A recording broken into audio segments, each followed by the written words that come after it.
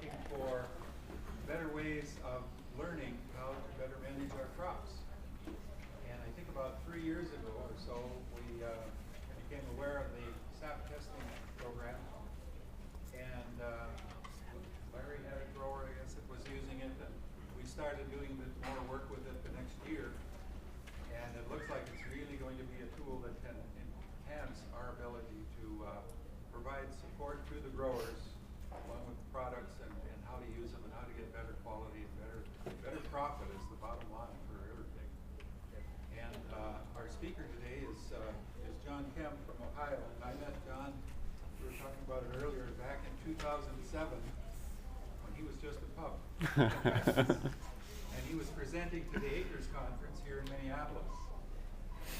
And we visited a little bit after that, and he's been doing a lot of research over the years, practical research, because he was responsible for production on their farm, their vegetable efforts. And so he really is well, self-taught, but also working with a lot of mentors and a lot of support groups, but really being a student on plant health, plant quality, plant growth, everything to do with how the plants grow. And John has brought the sap testing program to the United States, basically, and has founded Crop Health Labs, which is who we work with in terms of sap testing. It also takes a consulting company, works with growers across the country, advancing eco-agriculture.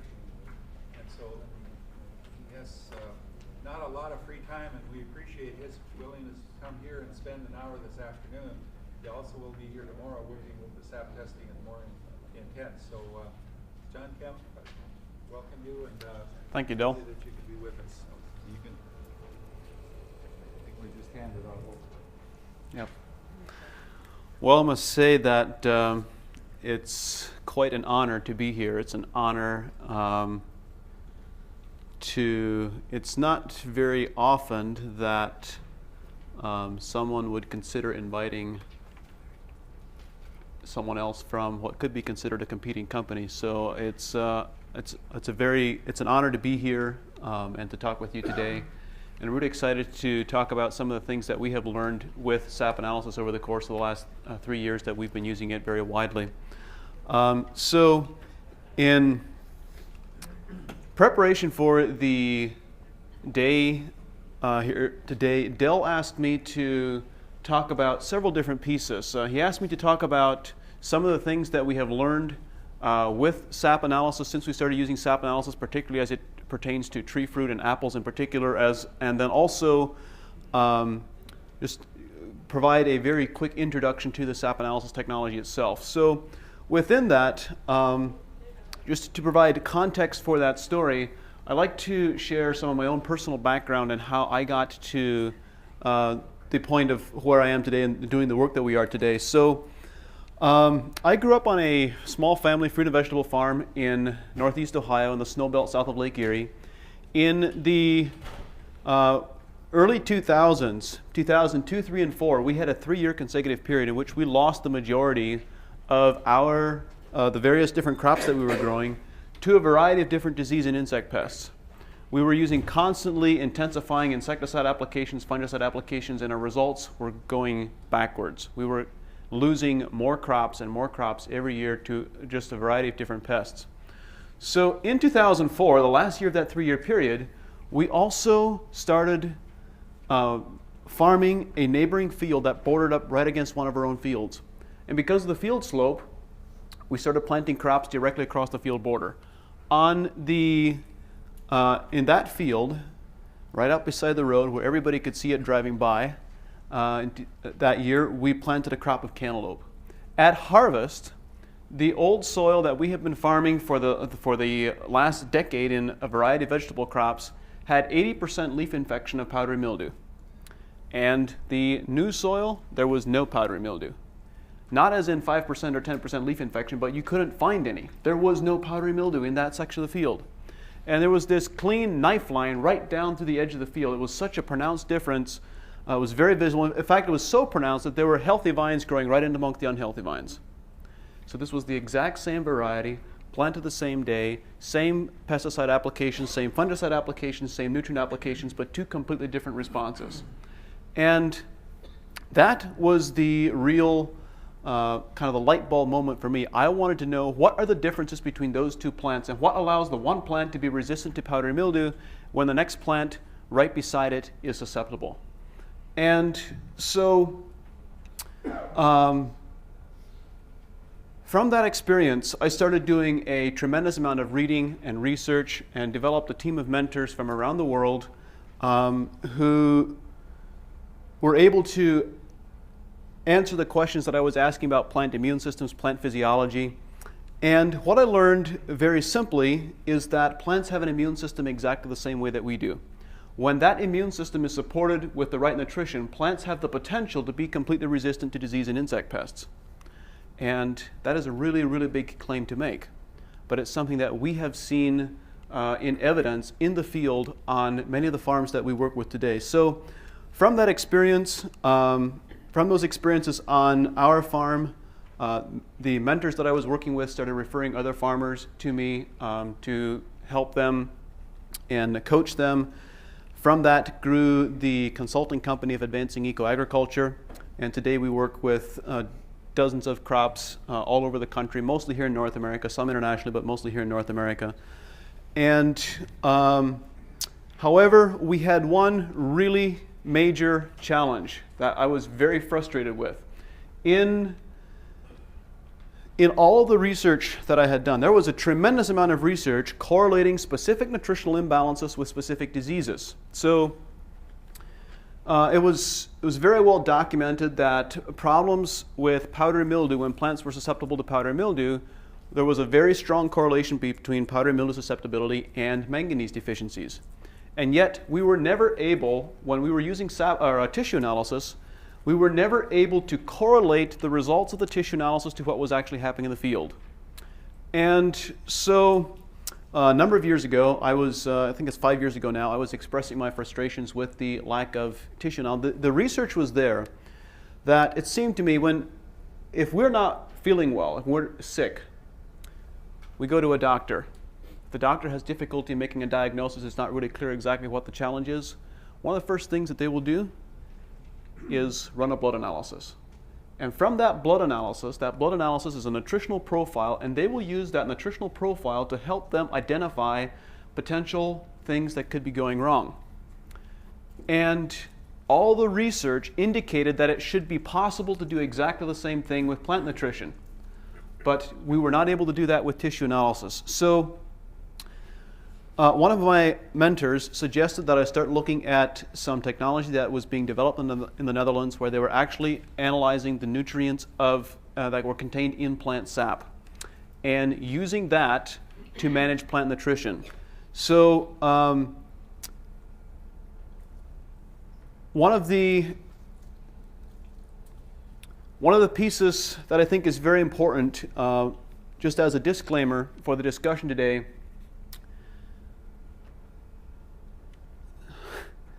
thoughts are going in a half a dozen different directions here, but one of the pieces that Dell asked me to talk about is some of the things that we've learned about diseases, quality management, fruit quality management, and so forth.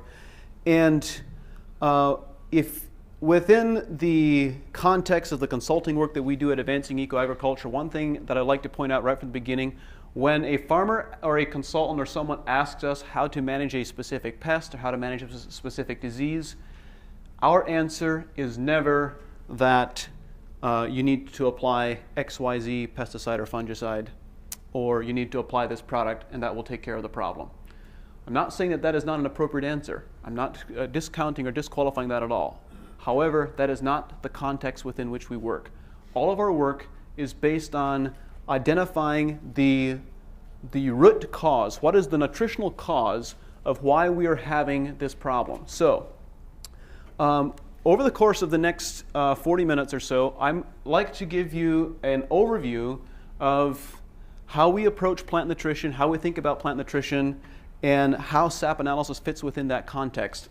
So, what I discovered in my research is that there is a lot of discussion and a lot of research on plant immune systems. But a lot of the research is being done in the botany department, and nobody is talking about it to the agronomists and to the farmers. So there is, in fact, a lot of research out there that describes how to produce plants with completely functional immune systems.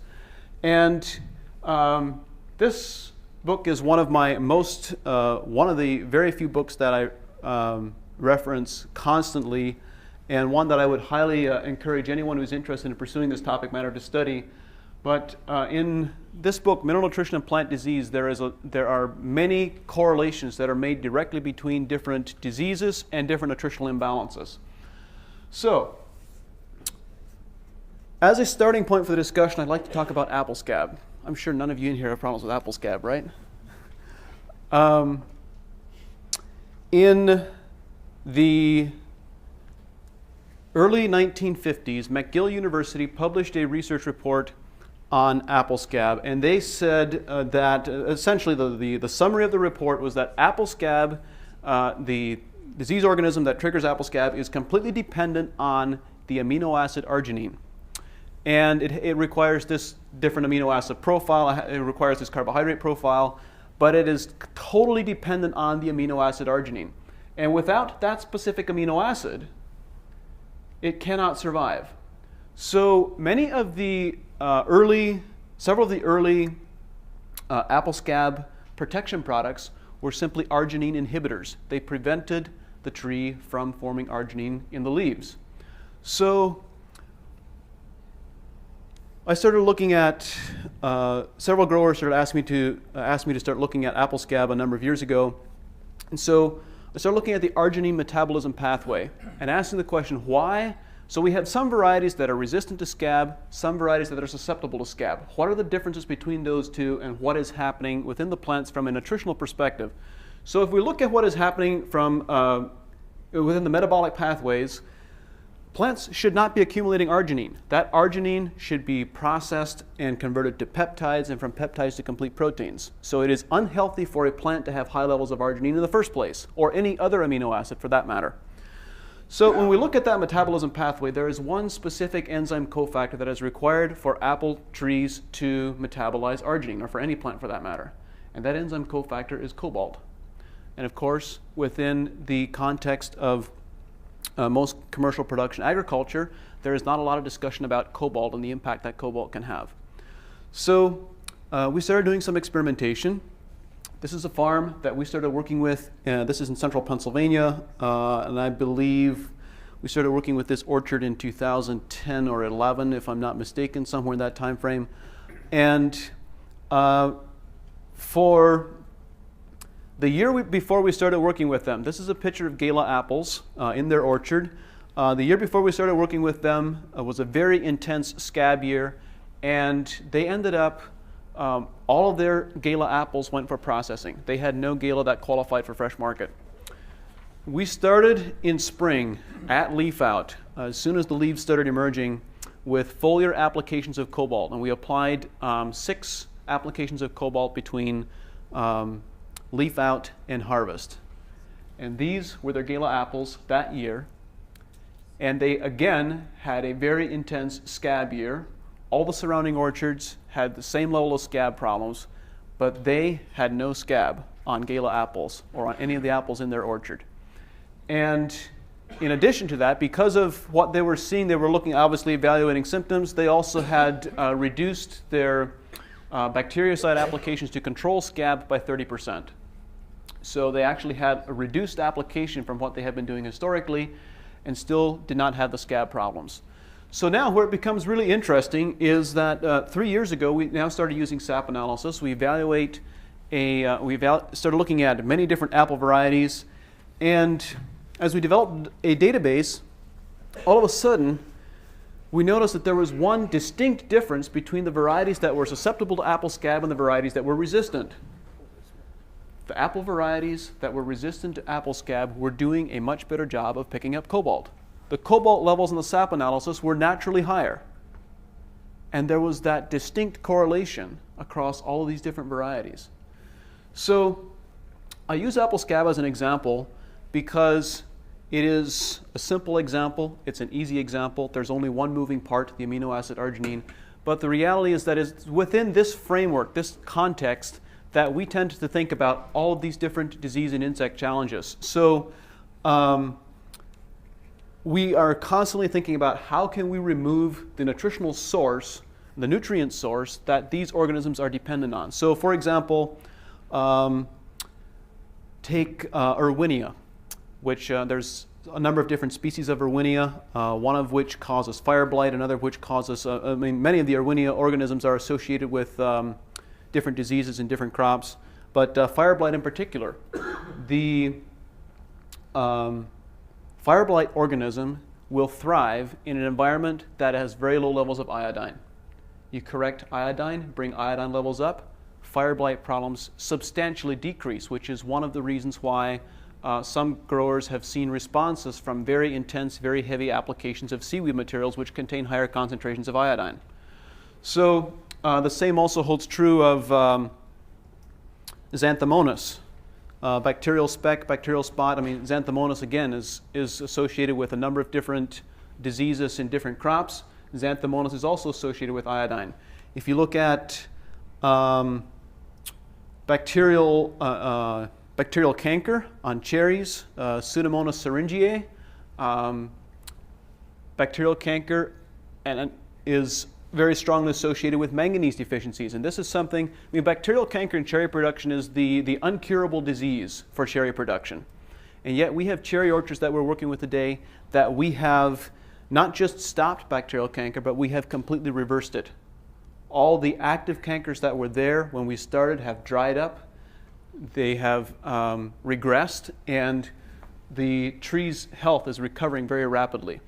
So there's a number of different disease. This framework, this way of thinking about disease and pest management holds true for any disease organism that you want to talk about.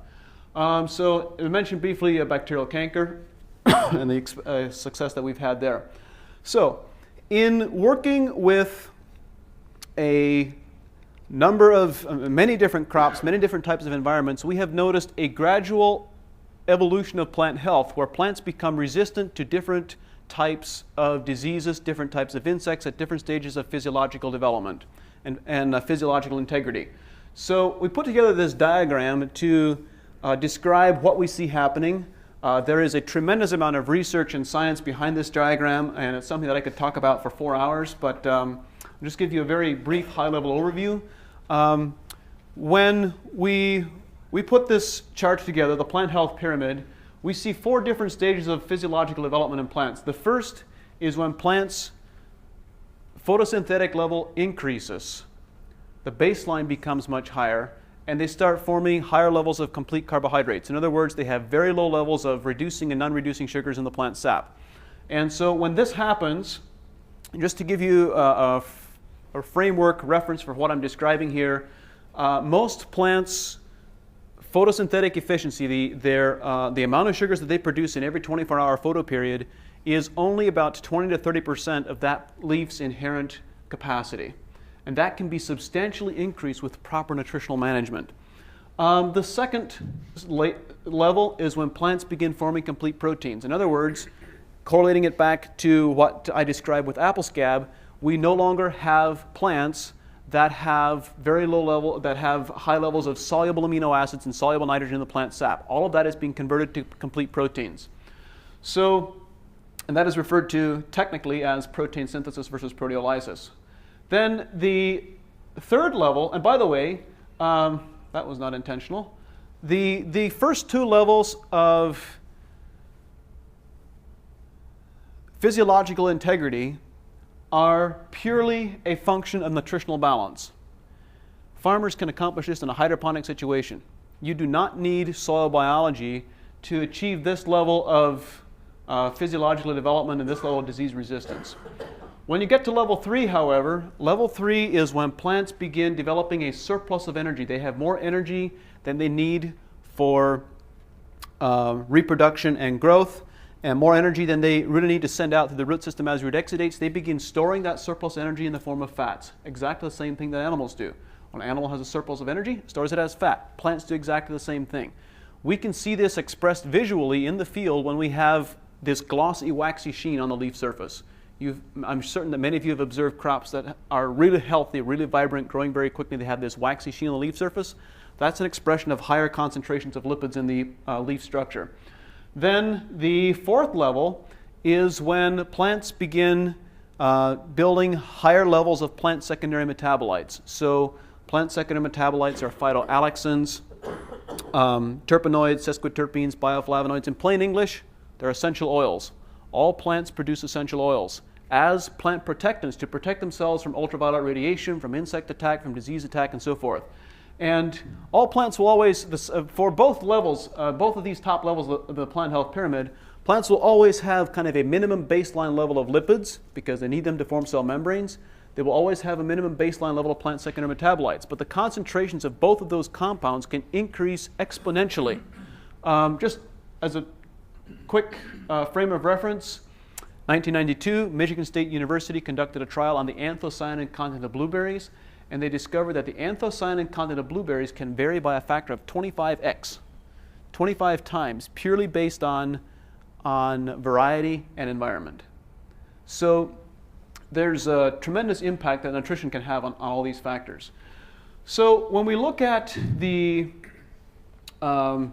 what we've observed in the field is resistance to different groups of organisms at different stages of plant development. The first, when plants begin developing complete carbohydrates, they now become resistant to all these soil-borne fungal pathogens. So I'm referring to organisms such as Pythium, Rhizoctonia, Verticillium, Phytophthora. Many of these that are termed soil-borne pathogens are in fact fungi that belong to a group that are termed saprophytes. They're decomposers. And the interesting part about this is when you have, let's take Verticillium as an example, or Fusarium. When you have a watermelon field that has a Fusarium infection in the root system and a second watermelon field right across the road that doesn't have a Fusarium infection, the Fusarium population in the soil is identical. There is no difference in the Fusarium population in the soil. The only difference is in that plant's nutritional integrity and whether it's providing a food source for the Fusarium or not. So then the second level, when plants begin forming complete proteins, they become much more resilient and resistant to the insects that have simpler digestive systems, aphids, whiteflies, leafhoppers, all the larval insects such as European corn borer, corn earworm, and so forth. I love it when farmers call us and tell us that their biggest problem is with aphids or whiteflies or some of these insects, because you're able to produce a tremendous response on crops very quickly and nutritionally manage them so that those pests disappear, and they think that we just worked some kind of magic. So the third level, when plants begin forming higher levels of lipids, they become much more resistant to the airborne bacterial and fungal pathogens. So scab, fire blight, bacterial speck, bacterial spot, powdery and downy mildew, etc. And then finally, at the fourth level, and only at the fourth level, do we see plants achieving full resistance to the insects that have more sophisticated digestive systems, the beetle family, cucumber beetle, Japanese beetle, Colorado potato beetle, etc. So, as we have observed these trends, we wanted to be able to more consistently, we were seeing this on a fairly consistent basis, but we were not able to correlate what we were seeing in terms of plant responses to the lab report. There simply was no correlation. When we were using dry matter tissue analysis, we could not correlate tissue analysis with the response that we were seeing in the field. And we were looking for a better metric, which is where we started using plant sap analysis. So, as Del mentioned, I co-founded a company called Crop Health Labs based in Ohio 2 years ago to import plant sap analysis technology to the US from the Netherlands, where it was developed. And so I can't really do the technology justice in a brief introduction, but I'll try to give you guys at least an overview of. So actually,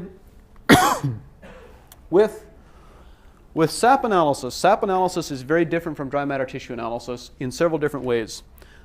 First, when we look at let's just compare the lab protocol. So when you take a tissue analysis, you're collecting a single leaf from the last fully mature leaf, and you're sending a sample of those leaves to the laboratory.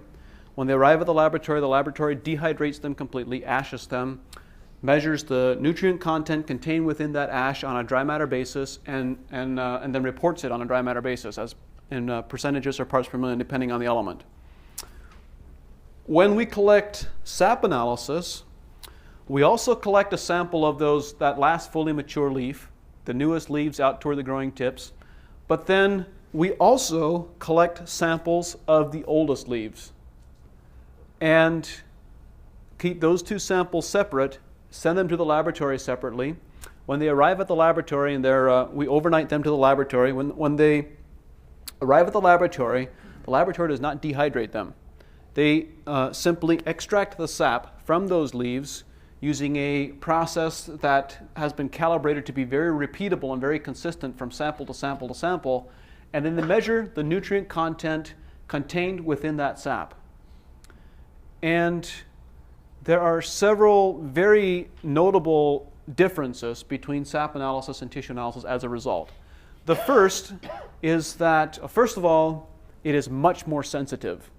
It's a much more sensitive, much more accurate reading, and we've been able to find that it is much more accurately correlating to what is actually happening in the field and what we see when we're actually looking at the plants. Secondly, we see changes happening much earlier. One of the pieces that I failed to mention is that many growers wait to take a tissue analysis until they see a problem. At that point, it's already too late. With sap analysis, we use sap analysis as a proactive management tool, and we collect samples and send them to the laboratory and manage what is happening in that tree every 2 weeks throughout the entire growing season.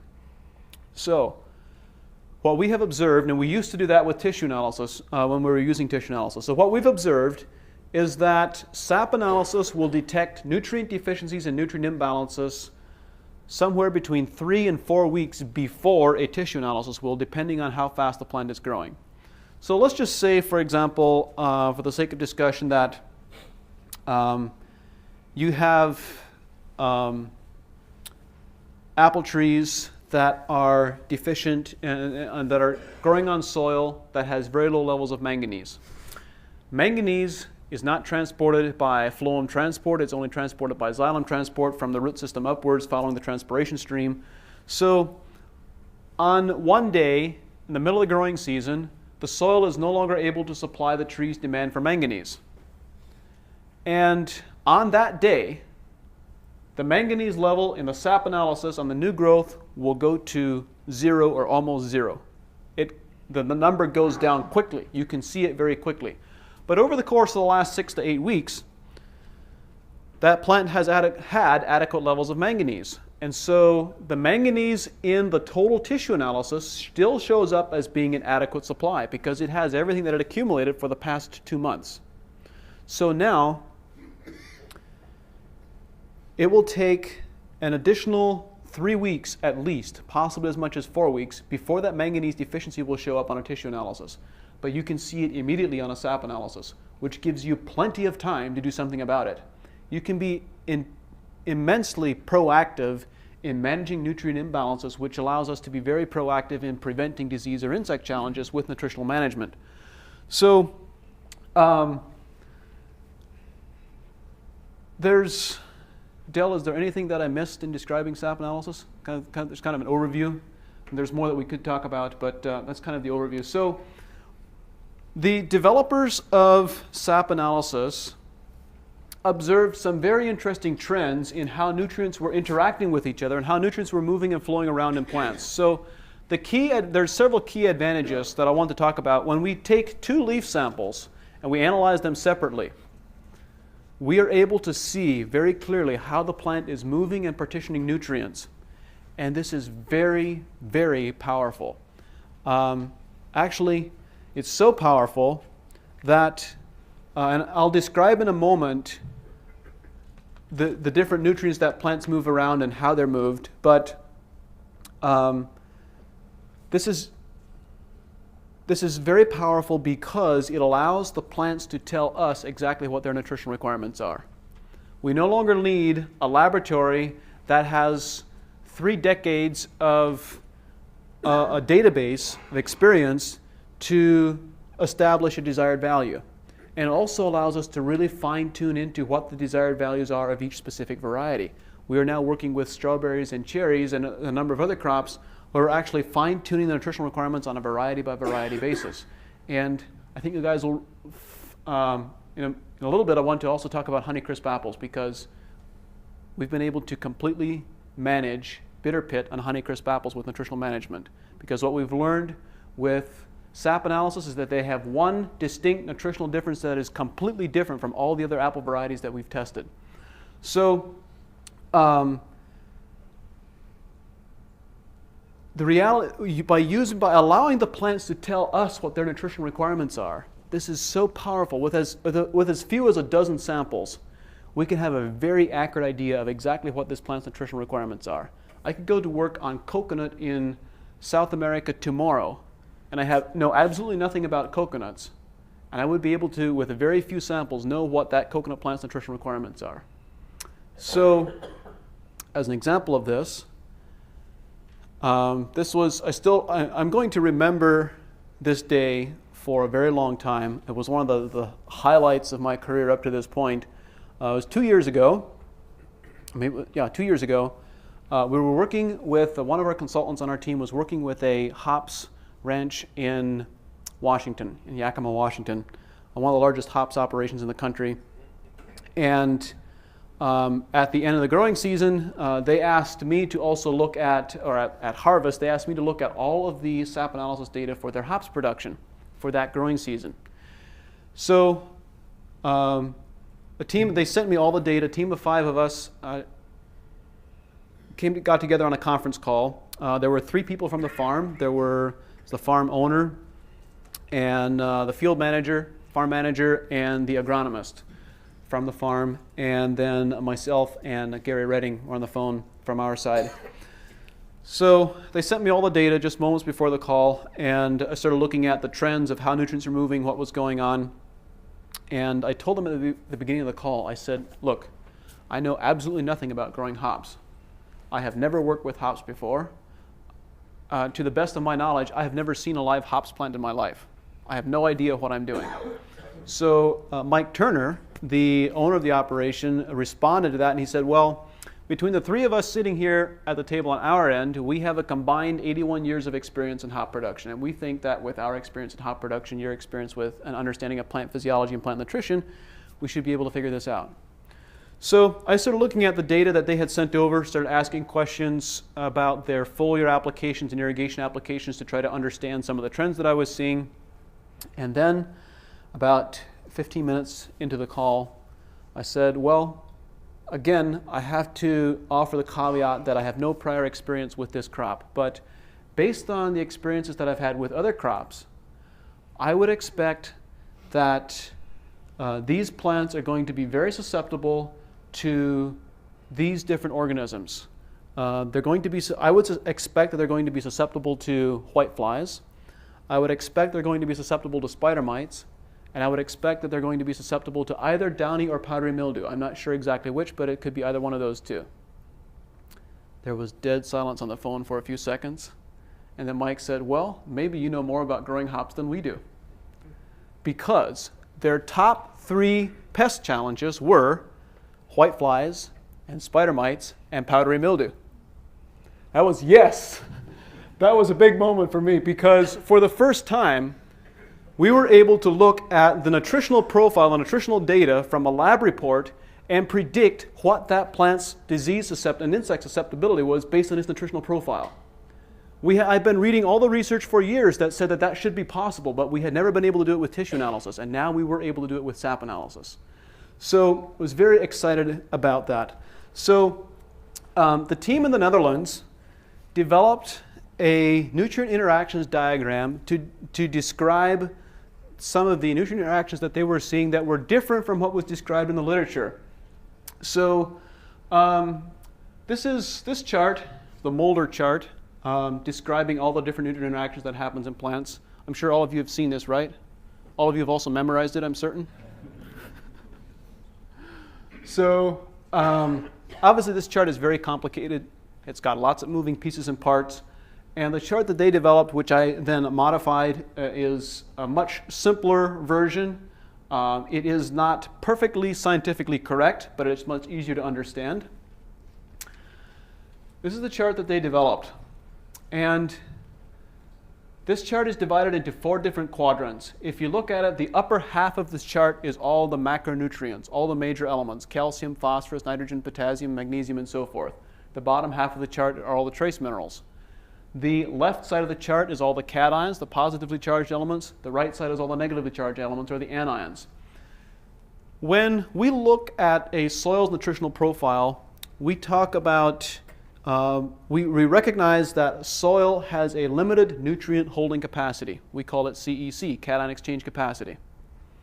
And yet, we have never considered that each cell within a plant also has a finite mineral holding capacity.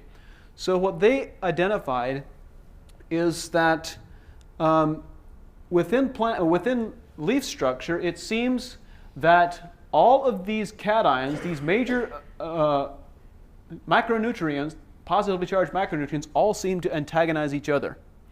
And when you have an excess of one, it will create a deficiency of one of the others. So if you have excess of magnesium or excess of ammonia, it can create a deficiency of potassium or calcium or something else.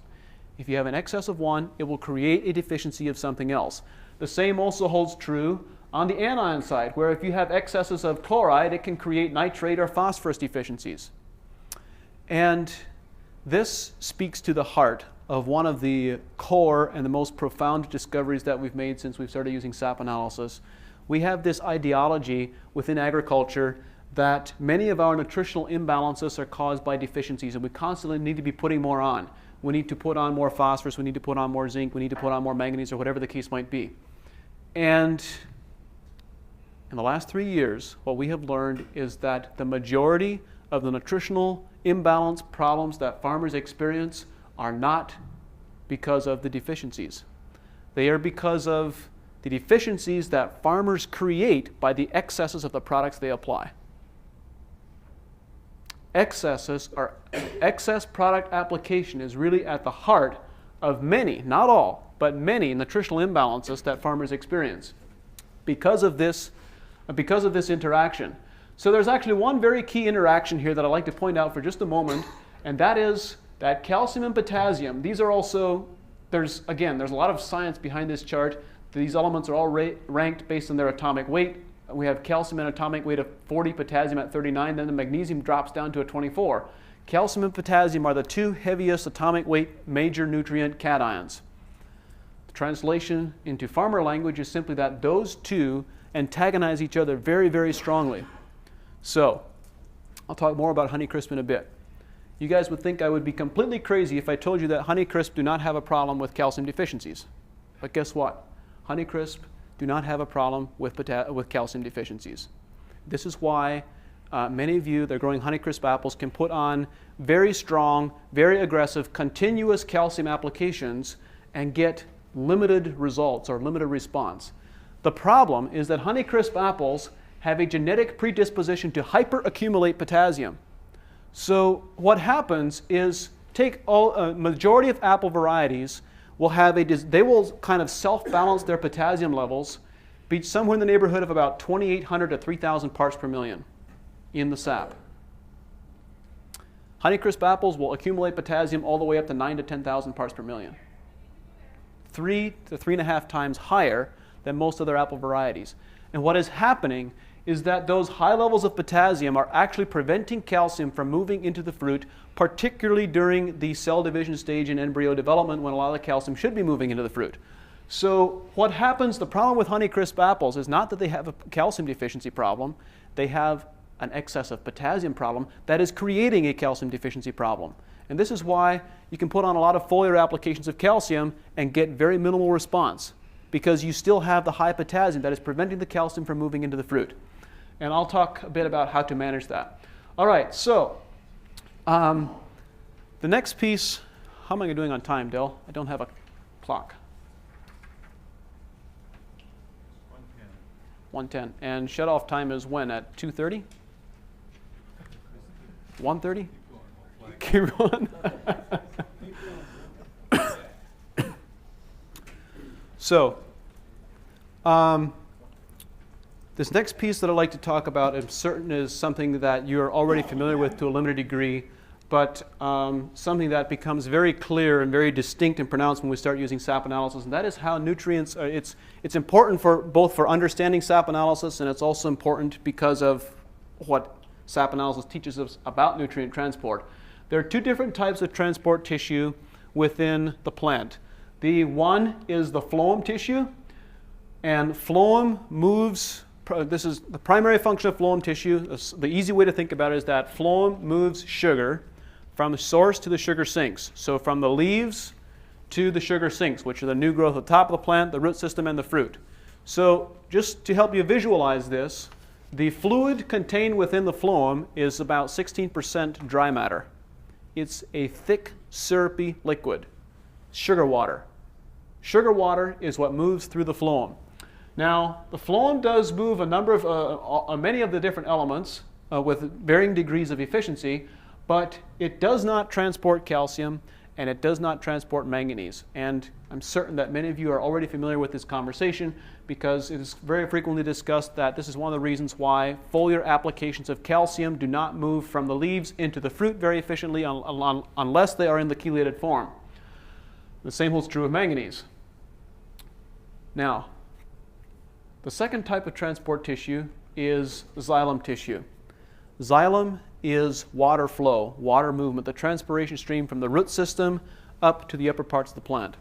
So, in essence, wherever the plant is using the most water is where calcium and manganese are going to go.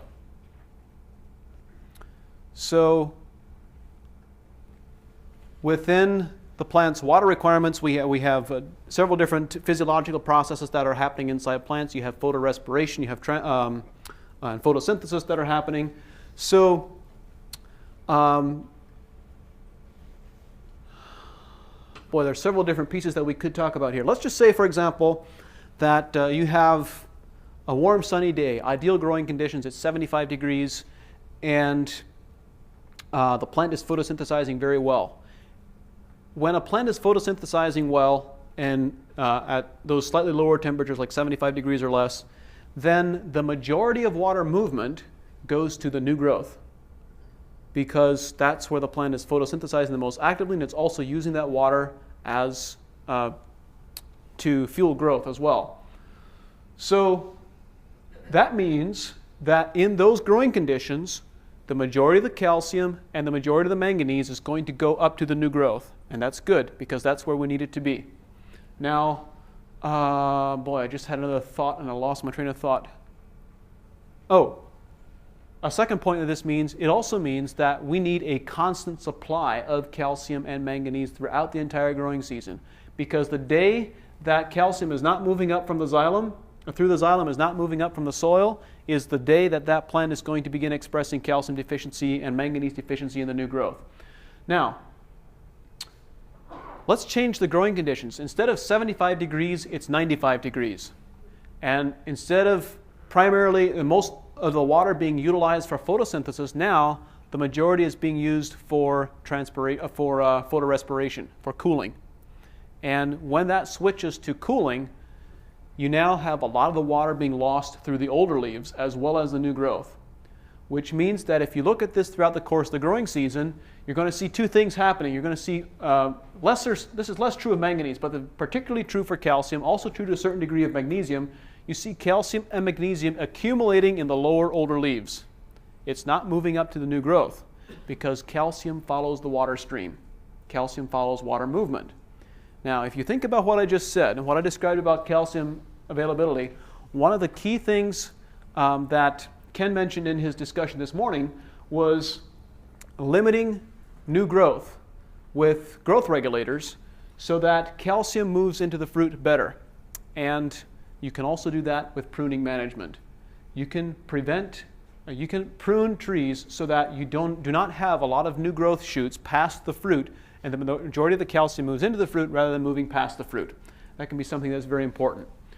So when we look at these different nutrient interactions, there is a very good reason why we take samples from the new leaves at the top of the plant and the old leaves at the bottom of the shoot. And there's these four elements, NPK, magnesium, nitrogen, phosphorus, potassium, and magnesium, are all considered highly mobile. They move around in plants very quickly wherever the plant needs them. So during vegetative development, plants will do everything they can to keep the new growth healthy, and have optimal mineral levels in the new growth. When it switches to reproduction, they will do everything they can to to move nutrients into the fruit. So the same also holds true for sodium, sulfur, and chloride. These are only considered mobile, not highly mobile. They still move around in plants fairly readily.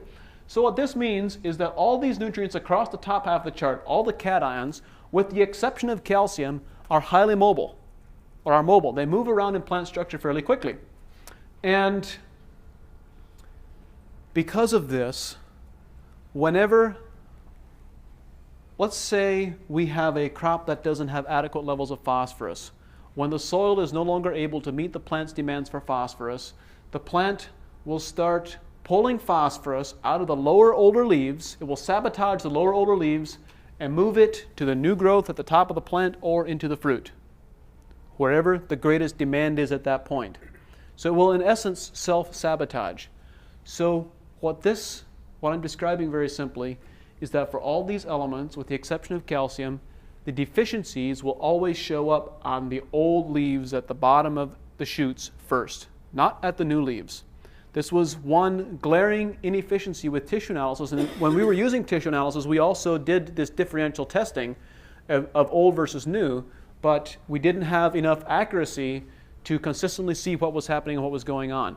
So now, this is why I said, understanding this nutrient mobility is why we say that we can look at plants and have no prior knowledge of what those plants' nutritional requirements are, and yet know exactly what those nutritional requirements are. Because you'll have one variety of apples, let's say, that has 3,000 parts per million potassium on the old leaves at the bottom of the shoot, and it will have 4,000 parts per million potassium at the top of the shoot. That plant is signaling you, says, hey, I'm doing everything I can to keep this potassium in the new shoot at optimum levels. So I'm going to pull it lower out of the lower older leaves, and I'm going to move it up to the top. The new is higher than the old, so that plant needs more potassium. Let's say if you have the opposite that is true, you have 3,000 part per million at the top, 4,000 part per million at the bottom. This plant is saying, hey, I have a surplus of potassium. I have more than I need, so that I'm going to store that excess in the lower older leaves. So you can look at that. You can look at the interactions and how nutrients are being moved around of all of these major elements, and you can know very quickly and very accurately exactly what a plant's nutritional requirements are. And it does vary a little bit from variety to variety.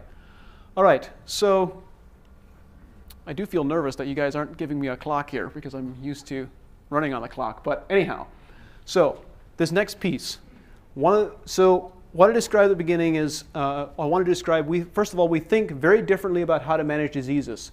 This next piece is, we also think very differently about how to manage fruit quality. And so, before I continue with this discussion, there's just one thing that I would like to say, which is that 80+% of all fruit quality problems, bitter pit, cork, I could give you guys a long list, but 80+% of all fruit quality problems are a direct result of an improper relationship between calcium and potassium. Excesses of one creating deficiencies of the other at critical stages of physiological development. And so I'd like to describe what we have learned and how we've been able to manage it. So when a blossom pollinates, depending on the crop and climate conditions, somewhere between 10 and 14 days, some crops it's slightly longer, that embryo goes through what is defined as the cell division stage. So in that cell division stage, we have this tremendous explosion of cell count within the embryo. And so at the end of that period, cell division, for the most part, for many different crops, stops completely. Cell division gets completely shut off. There are no new cells formed after this stage for the duration of the growing season.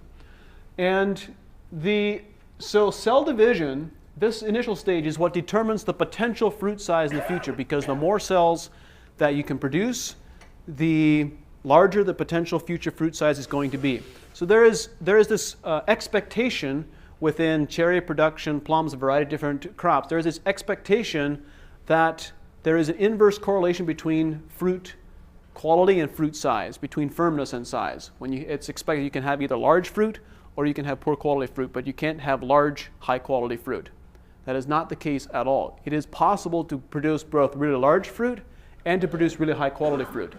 So the key part here is that in this first 10 to 14 day stage period after pollination, the potential fruit size is going to be limited by the number of cells produced.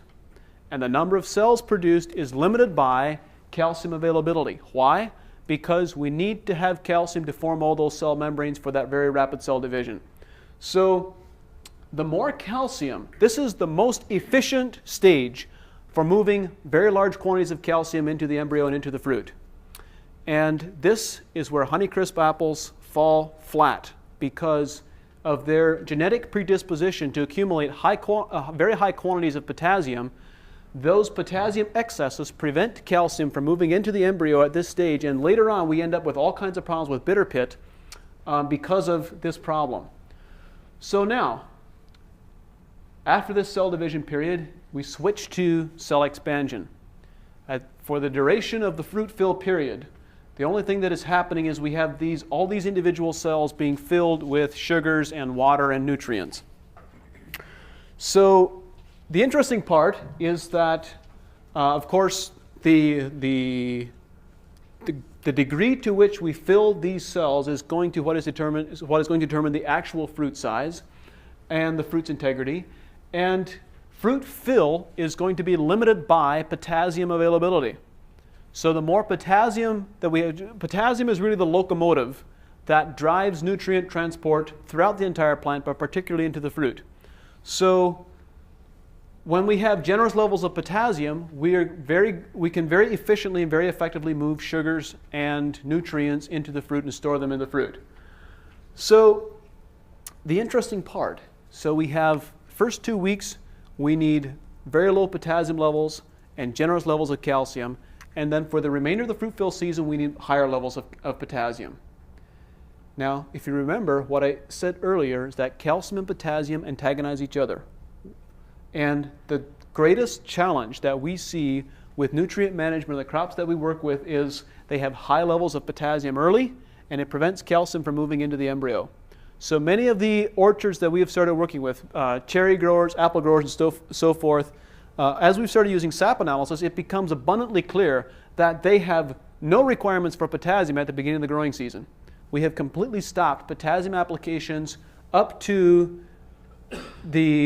past the cell division stage once we get to fruit fill. And we've seen a substantial response to that practice with improved fruit quality. So, just as a brief example of that, in cherry production, cherries are one of the few fruit that are sold primarily that are priced based on quality. Cherries get sold based on firmness and size. There's a very direct correlation between firmness, size, and pricing. So within cherry production, there is this expectation that you can have firm cherries or you can have large cherries, but you can't have firm large cherries. And we have been able to demonstrate that is not the case with a grower that we've worked with in Oregon, Mike Omeg. And just going to move through this very quickly. If you look at this, the blue stripes are the block that we treated, AEA treated for the first year. This is the first year trial on Bing, on Mazard rootstock.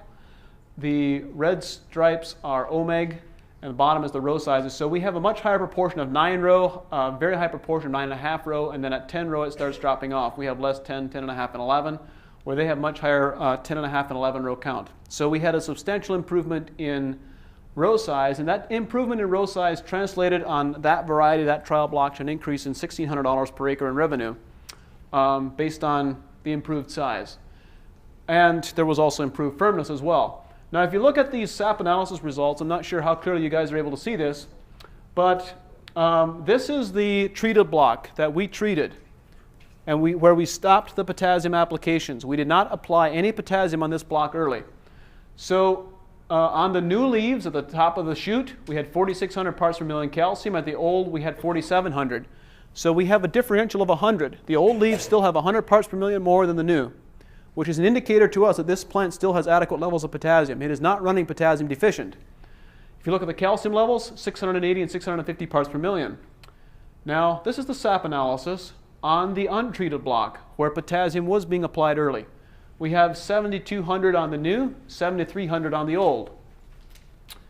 Much higher levels of potassium, basically from 4,000 to 7,000 parts per million. Now, if you look at calcium levels, 530 to 760, there isn't actually a substantial difference in the calcium content. The calcium content in the SAP analysis was very similar, it was almost exactly the same. But the potassium content was very different, and that reduced potassium led to much larger sized fruit, which is the exact opposite of everything that we have been taught for a very long time. So, one final point, which is that we also think very differently about how to improve yields and how to increase yields. So, a number of years ago, I started looking at and trying to understand why foliar applications at certain time frames in a plant's growth, different stages of development, produced a completely different response. And I developed this concept that I termed critical points of influence. And a critical point of influence is simply a point at which a plant is determining a great deal of its future reproductive potential. So on apples, for example, depending on the variety and latitude and a number of other factors, you will have fruit set, or I shouldn't say fruit set, bud initiation. You will have bud initiation happening from June through July for the following year's crop. And there's a lot of discussion about a biennial bearing, challenges with biennial bearing for some specific varieties. And what I can tell you right now is that biennial bearing is purely a nutritional challenge, and it can be completely managed with nutrition. What happens is when you have one year where you have really intense reproduction, a very heavy fruit load, that fruit load is pulling the majority of the nutrition, and you don't have the correct mix of nutrients and hormones as well, also play a role here, to trigger very strong bud initiation. And you go back on this yo-yo back and forth. So the key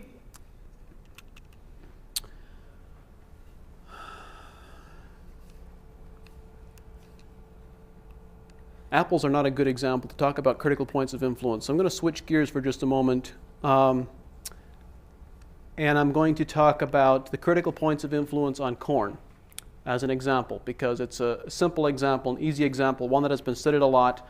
If you look at a corn plant's production, 9 to 12 days after that corn seed germinates, that plant is determining the number of ears that it could potentially have. You have bud initiation or ear initiation happening 9 to 12 days after germination. 14 to 21 days after germination is determining the number of rows per ear that it could potentially have. And then 42 to 49 days after germination is determining the number of kernels per row that it could potentially have.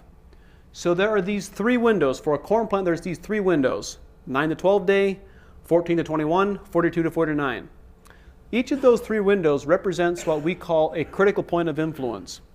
Any level of stress at that point is going to have a disproportional impact on that plant's future yield potential and future quality. So obviously, we have extremely limited influence on what we can do about weather stress and climate stress directly. But indirectly, the one thing that we can change is we can change a plant's response to stress. We can increase a plant's resilience at these critical points of influence. So what we have observed is whenever we apply foliar applications, properly designed foliar applications at these critical points of influence, we see an exceptional yield response and exceptional quality response. So I put together, so if we want to increase stress resilience, if we want to reduce, okay, let me back up just a step. Let's go back to the corn example. Let's say that we have this corn crop that is growing. When you talk to geneticists and breeders, they will tell you that all the corn varieties available in the marketplace today have the genetic potential to produce 1,100 bushels per acre. You go, what?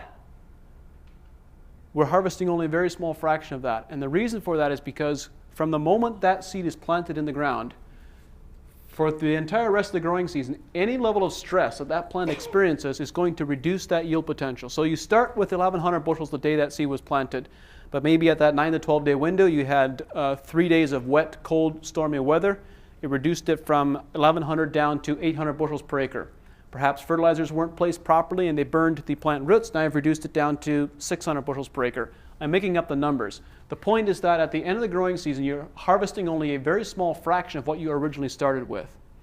What this means is that whenever we do something that produces a yield response, whether it be a cultivation, a foliar spray, a fungicide application, it doesn't matter what it is.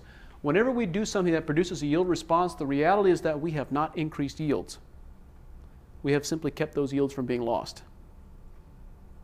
It's a very different way of thinking about it, but very important. So if you want to reduce yield loss, you simply need to increase that plant's stress resilience at these critical points of influence by having very strong nutritional balance and very strong nutritional integrity.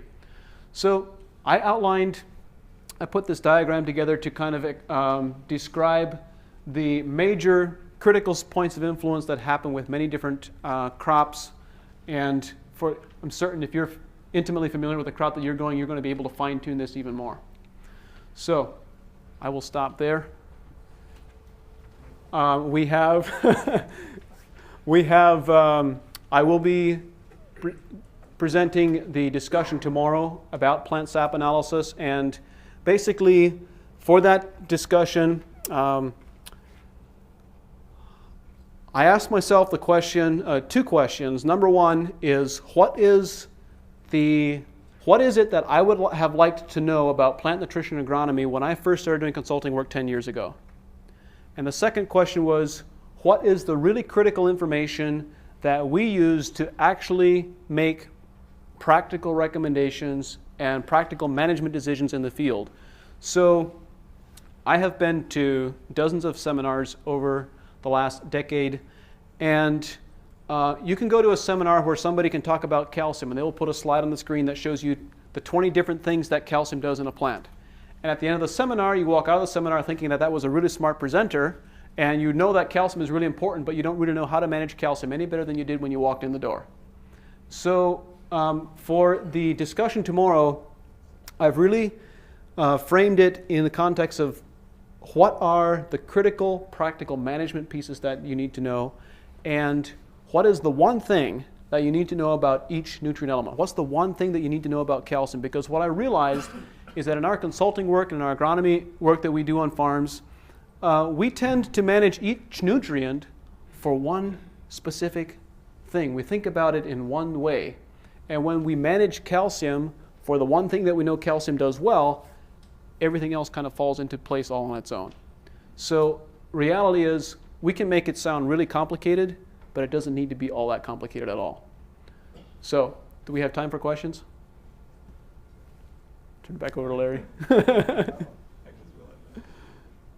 I don't want to be intrusive, so. No, go ahead. All right, yes. On your first page here, you referenced 3 books. If you were going to read one book, if I were to read one, which one would you recommend that I read? I actually didn't include the 3 most popular books that I have, but there are 3 books that I reference more than all the other books that I have combined. One of them is listed here, Mineral Nutrition and Plant Disease.